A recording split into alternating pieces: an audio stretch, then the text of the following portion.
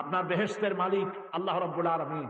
বিশ্বাস করুন, কিয়ামতের দিন আপনার কোন পীর, কোন সাব, কোন পীর কিবলা আপনাকে সুপারিশ করতে পারবে না, পারবে না। মান যাল্লাযী ইয়াশফাউ ইনদাহু ইল্লা বিইজনিহি, কার ক্ষমতা আছে আল্লাহর সামনে কথা বলতে পারে? আপনার পীর আপনার সুপারিশ করবে? কিয়ামতে দেখা যাবে ওনার সুপারিশ কেডা করে। সমস্ত পয়গম্বরেরা বলবে নাফসি নাফসি নাফসি, আল্লাহ আমারে বাঁচাও। সমস্ত নবীরা কাঁদবে, আল্লাহ আমারে বাঁচাও। এক ব্যক্তি কাঁদবেন শুধু, উম্মতি, আমার উম্মতকে বাঁচাও, আল্লাহ আমার উম্মতকে বাঁচাও। একজন কাঁদবেন, তিনি কে? বিশ্বনবী মুহাম্মদ রাসূলুল্লাহ। চিল্লায় বলেন সাল্লাল্লাহু আলাইহি ওয়াসাল্লাম। প্রিয় ভাই সব, সেই জন্য চাই ঈমান হবে পোখতা ঈমান।